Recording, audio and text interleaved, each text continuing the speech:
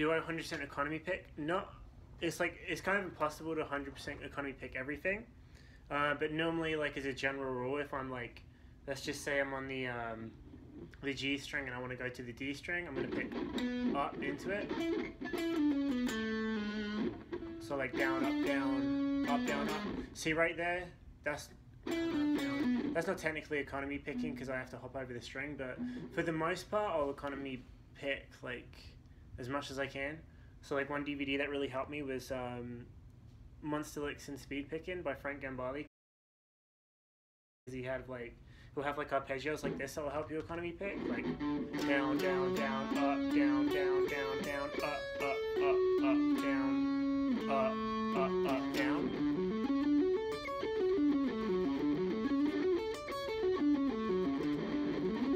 So if you can get into the the habit of doing that, it can really help out your playing. Help me out anyway.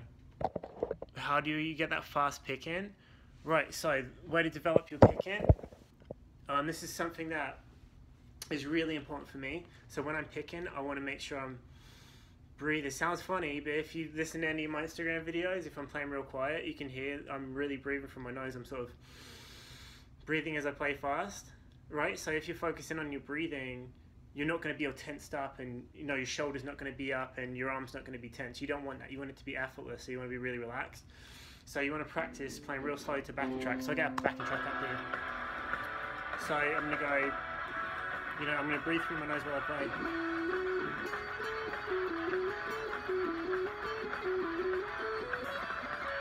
You want to really practice just relaxing when you play and just jam to backing tracks.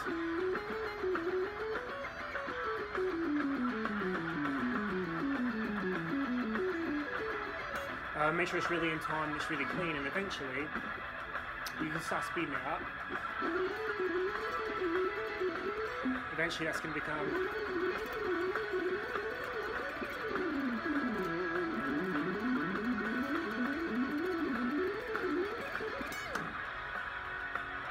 make sense? Just repetition, lots and lots and lots and lots and lots of repetition. Really slowly, 2 backing tracks. And being really, really relaxed and breathing while you play. Don't tense up or how tightly do I hold my pick? I haven't really thought about it.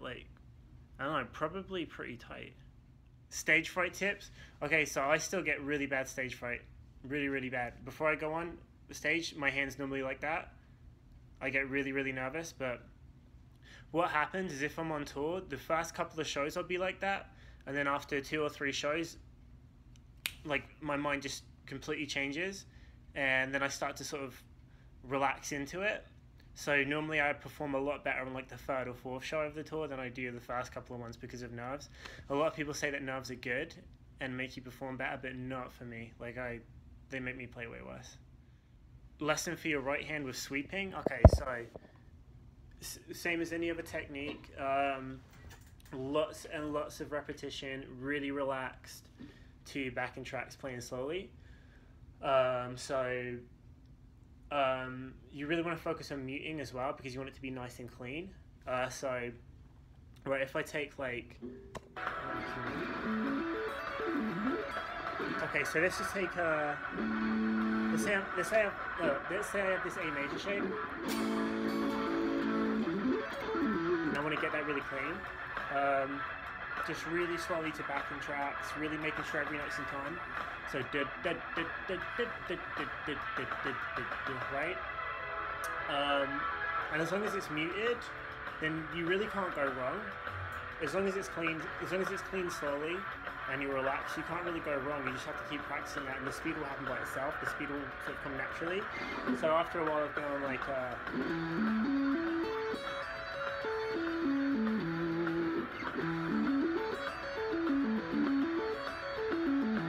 can you see my right hand there?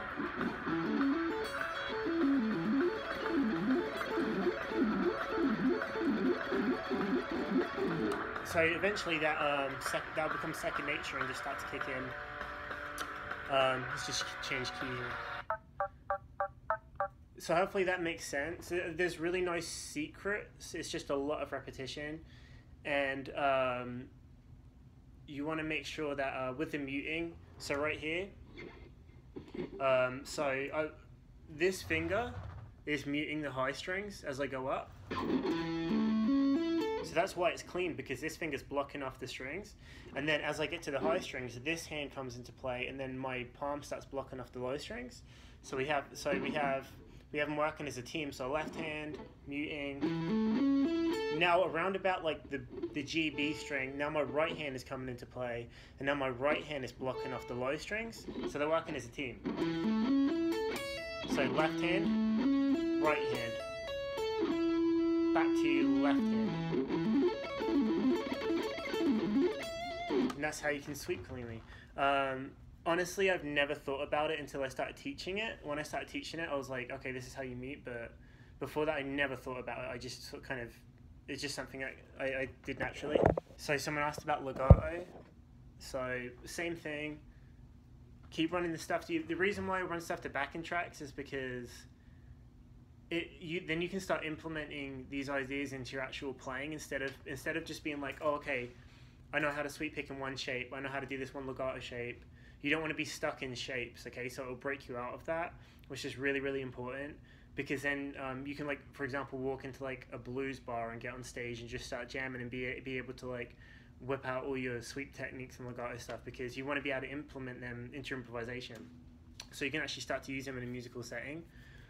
So legato, this is a pattern that I normally, well, I always do this, right? So let's just take like an A major shape, A, I, O.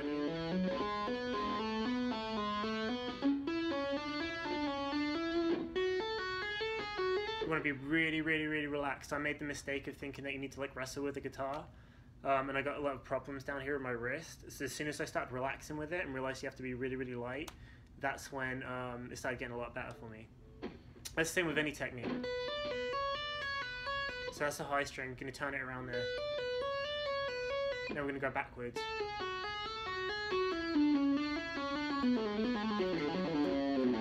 Alright, so this is how I practice legato.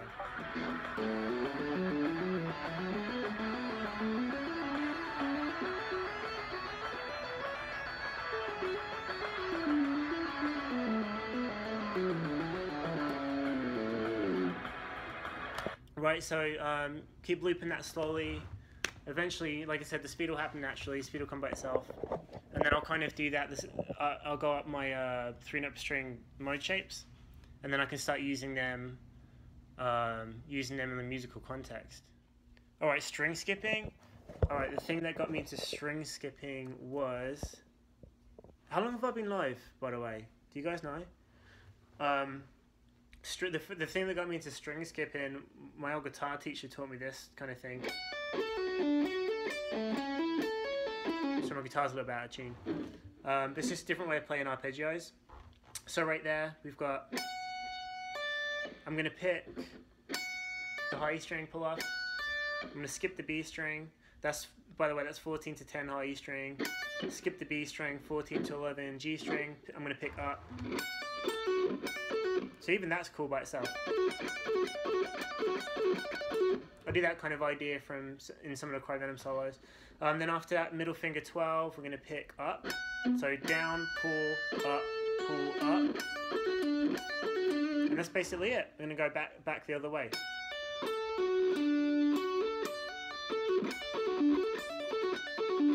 And there I'm just hammering onto 12 instead of 14, so I'm just kind of alternating it.